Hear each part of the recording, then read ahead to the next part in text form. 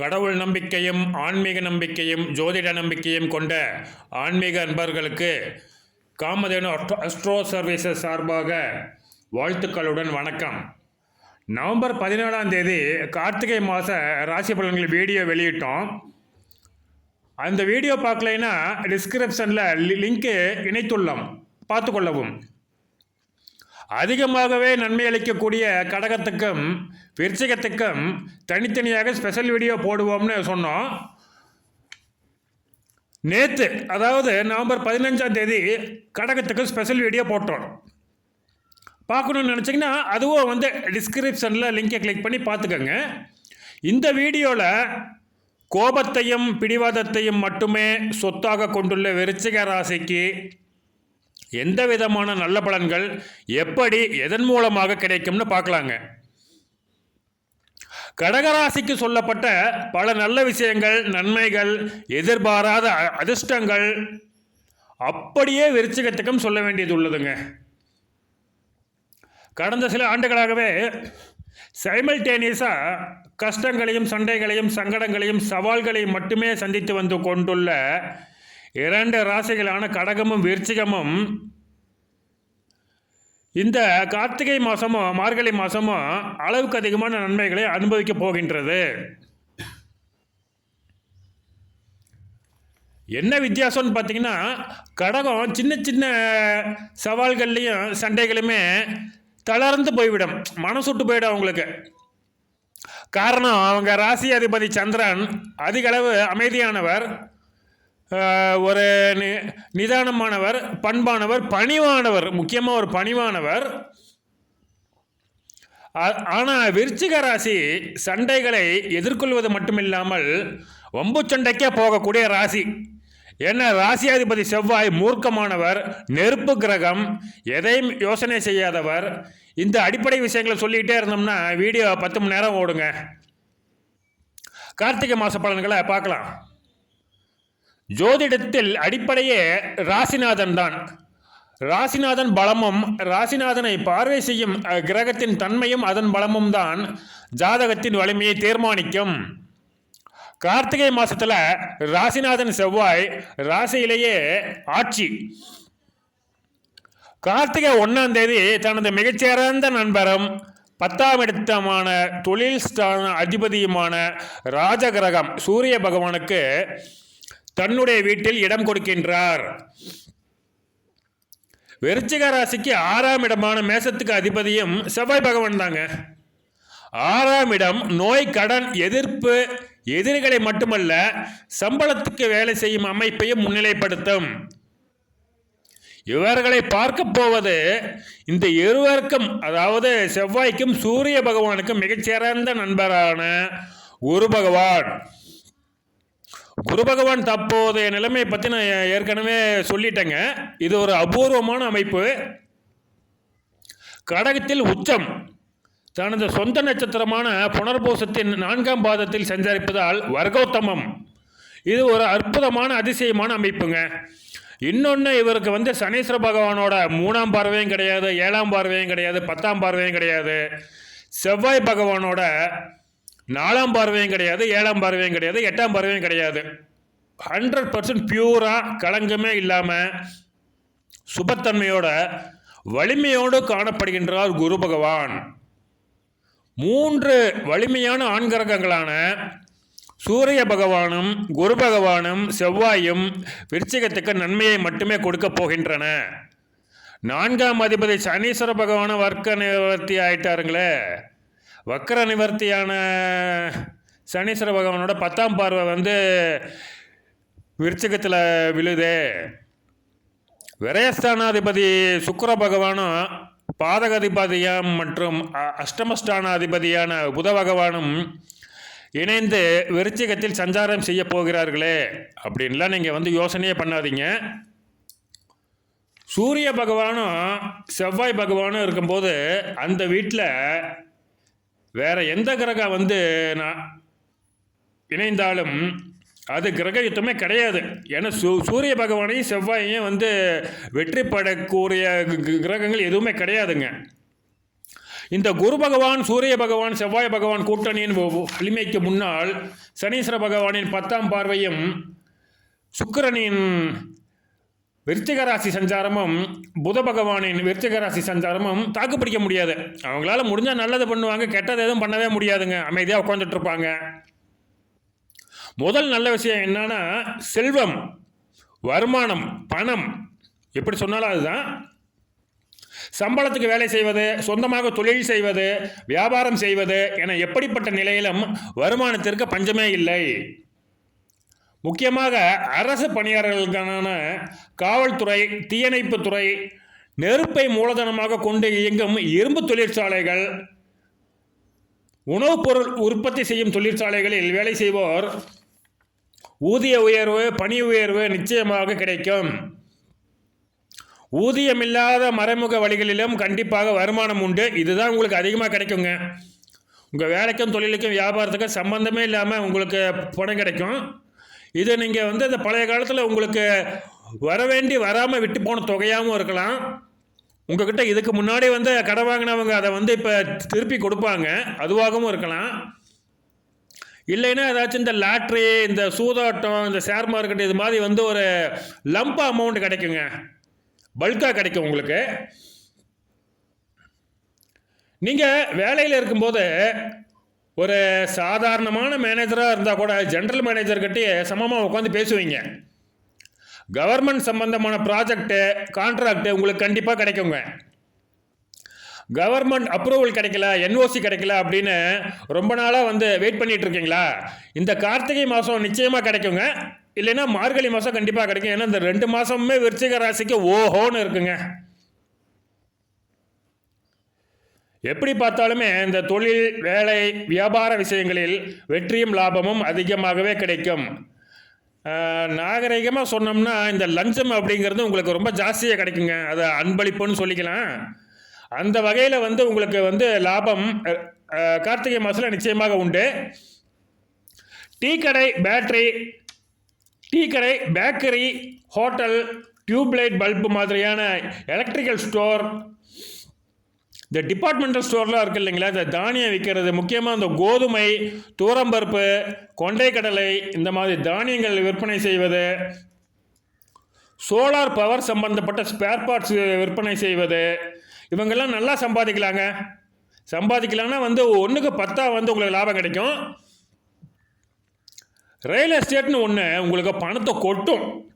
குப்பை மேட்டை நீங்கள் இப்போ கோபுரம்னு சொல்லி விற்றுருவீங்க, அதை வாங்குவாங்க. அதுதான் முக்கியமான விஷயம். கடந்த காலத்தில் ஏற்பட்ட இழப்புகளையும் நஷ்டங்களையும் ஈடுகட்டும் மாதம்தான் இந்த கார்த்திகை மாதம். குழந்தைகள் வழியில் இவ்வளோ காலமாக இருந்து வந்த கவலைகள் கலைந்து போய்விடும். குழந்தைகளால் உங்களுக்கு மதிப்பு மரியாதையும் அதிகமாகுங்க. குழந்தைகளுக்கு கல்யாண பேச்சுவார்த்தை முடிவாகும். இன்னும் குழந்தைய பிறக்கலையே அப்படின்னு கவலையா? கார்த்திகை மாதத்தில் களிப்பூட்டும் இனிய செய்தியை நிச்சயமாக எதிர்பார்க்கலாம். அதாவது கன்ஃபர்மேஷன் கிடைக்கும் உங்களுக்கு. கல்யாணம் ஆகாதவர்களும் முதல் கல்யாணம் தோல்வியில் முடிந்தவர்களும் 7ஆம் அதிபதி சுக்கிர பகவான் ராசியில் அமர்ந்து 7ஆம் வீட்டை பார்ப்பதாலும் 11ஆம் அதிபதி புத பகவான் ராசியில் அமர்ந்து 7ஆம் வீட்டை பார்ப்பதாலும் வசதியான இடத்தில் இருந்து உங்களுக்கு வரன்கள் தேடி வந்தடையும். வாய்ப்புகளை நீங்கள் தாங்க புத்திசாலித்தனமாக உபயோகிக்கணும். பிடிவாதமாக இருந்தீங்கன்னா விட்டு போயிடும். மனைவி வழியிலும், அதாவது மாமனார், மாமியார், மைத்துனர், மைத்துனி இவங்கெல்லாம் உங்களுக்கு இப்போ நிச்சயமாக உதவி செய்வாங்க. கார்த்திகை மாதம், மார்கழி மாதம் 2 மாதமே அவங்களோட கொஞ்சம் இணக்கமாக இருங்க, சண்டை போட்டுக்காதீங்க. அதிசயிக்கும் விதமாகவும், ஆச்சரியப்படும் விதமாகவும், அபூர்வமாகவும் தம்பி தங்கைகள் உங்களுக்கு உதவி செய்வாங்க. அதுதான் முக்கியம். பக்கபலமாக இருப்பார்கள். உங்கள் பார்ட்னர்ஸ், அதாவது இந்த தொழில் பங்குதாரர், வியாபார பங்குதாரர், நெருங்கிய நண்பர்கள் இவங்க எல்லாமே நீங்கள் சொல்கிறதுக்கெல்லாம் தலையாட்டுவாங்க. இந்த கார்த்திகை மாதம் முழுசுமே நீங்கள் சிங்கம் மாதிரி கர்ஜிக்க போகின்றீர்கள். டிசம்பர் 4, 5ஆம் தேதிகளில் தனது சொந்த நட்சத்திரத்தில் உச்சமாக உள்ள சந்திரனும் உச்சனின் வீடான சந்திரன் வீட்டில் கடகத்தில் உச்சமாகவும் வர்க்கோத்தமமாகவும் தனது சொந்த நட்சத்திரத்தில் பயணம் செய்யும் குரு பகவானும் ஒன்றாக சேர்ந்து ஆட்சி பெற்ற செவ்வாயையும் அவருடன் இணைந்துள்ள சூரிய பகவானையும் சுக்கிர பகவானையும் பார்வை செய்வது உங்கள் வாழ்க்கையில் என்றுமே நினைவில் வைத்துக் கொள்ளக்கூடிய ஒரு அற்புதமான அதிசயமான நிகழ்ச்சியை உண்டாக்கும். கொஞ்சம் கன்ஃபியூஷனாக இருக்குங்களா? புரிஞ்சுக்க முடியலையா? அதுதாங்க ஜோதிடம். பலவிதமான கணக்குகளையும் நம்ம போட வேண்டியிருக்கு. எந்தெந்த கிரகம் எந்தெந்த வீட்டில் எந்தெந்த நட்சத்திரத்தில் எந்தெந்த நட்சத்திர பாதத்தில் உட்காந்துருக்குன்னு நம்ம துல்லியமாக கணக்கு போட்டால் தான் தெளிவாக பலன் சொல்ல முடியுங்க. இதை சொல்ல முடியல சும்மா மேலோட்டமாக சொன்னோம்னா சொல்லும்போது நல்லாயிருக்கும், அப்புறம் எதுவும் நடக்காது. சொல்லும்போது நல்லா இல்லைன்னு சொல்லுவாங்க, ஆனால் எல்லாமே நடக்கும். அதுதான் ஜோசியம். ரொம்ப கேர்ஃபுல்லாக பார்க்கணும். அதுக்காக தான் நான் இந்த விருச்சிக ராசிக்கான ஸ்பெஷல் வீடியோ போடுறதுக்கே 4 நாள் உட்காந்து யோசனை பண்ணி தான் இப்போ போட்டிருக்கோம். கம்ப்யூட்டர் ஜோசியத்தில் எல்லாம் பார்த்தீங்கன்னா வெறும் உங்களுக்கு இந்த பிரிண்ட் அவுட் மட்டும்தாங்க கொடுப்பாங்க. அதில் இந்த மாதிரி நுணுக்கமான விஷயங்களை எதிர்பார்க்க முடியாது. இந்த அளவு துல்லியமான கணிப்புகளையும் நீங்கள் எதிர்பார்க்க முடியாது. எல்லாமே நல்ல விஷயமா இருக்கேன்னு சந்தோஷப்படாதீங்க. அசைவம் சாப்பிடாதவங்களுக்கு மட்டுமே இந்த நல்ல பலன்கள் அப்படியே நடக்கும். ஏன்னா குரு பகவான், சந்திர பகவான், சூரிய பகவான், செவ்வாய் இவங்க எல்லாமே அசைவம் உண்பதற்கு உதவி செய்ய மாட்டார்கள். மதுபானம் அருந்தினால் கூட இவர்கள் குற்றமாக நினைக்க மாட்டார்கள். அப்படியே போனால் போதும் விட்டுருவாங்க, மன்னிச்சிடுவாங்க. கண்டிப்பாக நீங்கள் அசைவம் சாப்பிடுவதில் பிடிவாதமாக இருந்தால் ராகு பகவானின் உதவி மட்டுமே கிடைக்கும். மேலே சொன்ன மேன்மையான பலன்கள் கொஞ்சம் கிடைக்குங்க. ஒரு 50% தான் கிடைக்கும். கை கட்டி வாய் கட்ட மாதிரி போயிடும். சில சங்கடமான விஷயங்களை சொல்ல வேண்டியதும் என்னுடைய கடமை இல்லையா? விசாகத்துக்கு நல்ல பலன்கள் இப்போது எதுவுமே அந்த அளவு கிடையாதுங்க. முக்கியமாக டிசம்பர் 4ஆம் தேதி மத்தியானம் 3 மணிக்கு மேலே 5ஆம் தேதி மத்தியானம் ஒரு 1:15 மணி முடிய மன கஷ்டம், பண நஷ்டம், இழப்புகள் ஏற்பட வாய்ப்புள்ளதுங்க விசாக நட்சத்திரத்துக்கு. 7ஆம் தேதியும் கவனமாக இருக்கணுங்க. ராகு பகவான் 4ஆம் இடத்துல சஞ்சரிப்பதால் பயணம் செய்யும்போது மிகுந்த கவனம் தேவை. வண்டியே ஓட்டாதீங்க, பஸ்ஸில் போங்க. கேட்டை நட்சத்திரத்துக்கு முக்கியமாக இந்த பாதிப்பு அதிகம். பயணம் செய்யும் போது ஏற்படக்கூடிய பாதிப்புகள், விபத்துகள், இரத்த காயங்கள் கேட்டை நட்சத்திரத்திற்கு நிச்சயமாக உண்டாகும். வீடு நிலம் வாங்கி விற்பதை தொழிலாக கொண்டவர்களுக்கு லாபம் அதிகமாக இருக்கும். அதை முன்னாடியே சொல்லிட்டோம். ஆனால் நீங்கள் உங்களுக்குன்னு சொந்தமாக நீங்கள் வீடு வாங்கணும், வண்டி வாங்கணும், நிலம் வாங்கணும்னு நினச்சிங்கன்னா இப்போ கார்த்திகை மார்கழியிலும் நஷ்டத்தில் தாங்க முடியும். தாய் வழியில் கலக்கங்களும் சிக்கல்களும் கவலைகளும் கஷ்டங்களும் உண்டு. இது கேட்டை நட்சத்திரத்திற்கு அதிகமாகவே உண்டு. இதுதான் கேட்டைக்கு ஒரு மைனஸ் பாயிண்ட்டுங்க. டிசம்பர் 7, 8, 9ஆம் தேதிகளில் பணலாபம், ஜாக்பாட், புதையல் போன்ற அதிர்ஷ்ட வாய்ப்புகளும் அலைமோதும். அதே சமயத்தில் தந்தை வழியில் மனசங்கடங்கள் தோன்றும், மன சஞ்சலங்கள் தோன்றும், சண்டை கூட தோன்றுங்க. காரணம் விருச்சிக ராசிக்கு 9ஆம் அதியான பாதகாதிபதி சந்திரன் ஆட்சி பெற்று ஏற்கனவே அங்கே உள்ள உச்சம் வர்க்கோத்தமம் பெற்ற குரு பகவானோடு இணைகின்றார். இது அந்த பாதகஸ்தானத்தை ரொம்ப ஸ்ட்ராங்காக அப்படியே பில்டு பண்ணிடுதுங்க. இது தந்தை வழியில் நிச்சயமாக சங்கடங்களை உண்டாக்குங்க. ஞாபகம் வச்சுங்க. டிசம்பர் 7, 8, 9ஆம் தேதிகள் தந்தை வழி சம்பந்தமான சண்டைகள், அசம்பாவிதங்கள் நிச்சயமாக நடக்கும். அது சொத்து பிரச்சனையாக கூட இருக்கலாங்க. தந்தை இப்போ ரொம்ப உடல்நலம் பாதிக்கப்பட்டிருக்காரு, இல்லை ரொம்ப நாளாகவே பெட்டில் இருக்காருன்னா மனசை தேத்திக்கிங்க. உயிரை உங்கள் பேரை எழுதி வாங்கிக்கங்க. உங்களுடைய மூத்த சகோதரிகளிடம் எப்போவுமே நிம்மதியே கிடையாது இல்லைங்களா? இப்போவும் அதே மாதிரி தான் இருக்கும். சகோதரிகள் உதவி செய்யலாம், சகோதரர்கள் உதவி கண்டிப்பாக உங்களுக்கு அண்ணன் உதவி கிடைக்காது.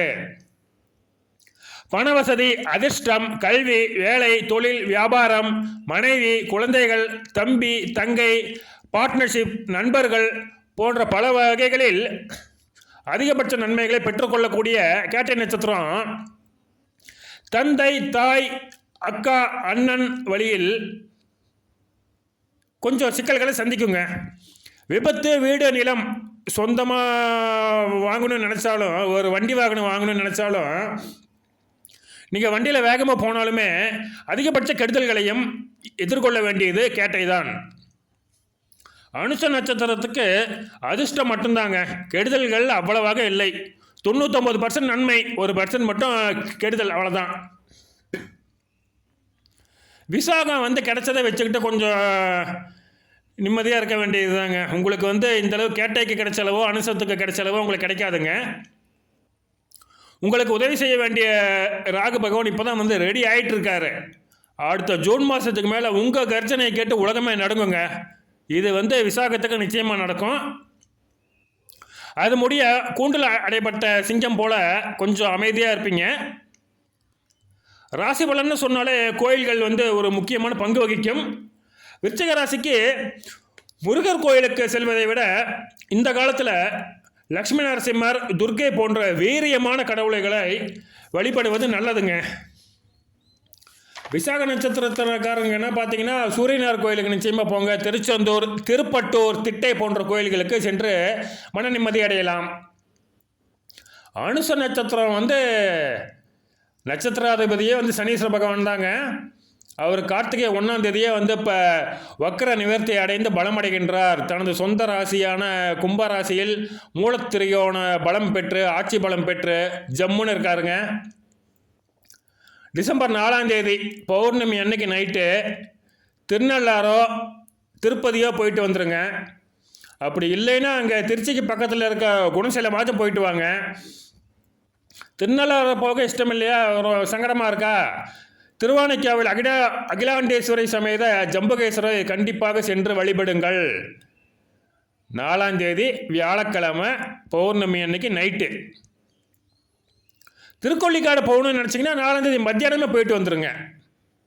துர்க்கை அம்மன், மாரியம்மன் கோயிலுக்கு போகலாம் அப்படின்னு நீங்கள் ஒரு ஐடியா போட்டிங்கன்னா 5ஆம் தேதி வெள்ளிக்கிழமையில் செல்லலாம். கேட்டை நட்சத்திரம் கண்டிப்பாக திருச்செந்தூர், திருப்பட்டூர், திட்டை, சூரியனார் கோயில், திருநள்ளாறு, திருக்கொள்ளிக்காடு இந்த எல்லா கோயிலுக்கும் போயிட்டு வந்தீங்கன்னா நன்மைகள் அதிகமாக நடக்கும். கண்டிப்பாக நீங்கள் போய் தாங்க ஆகணும்.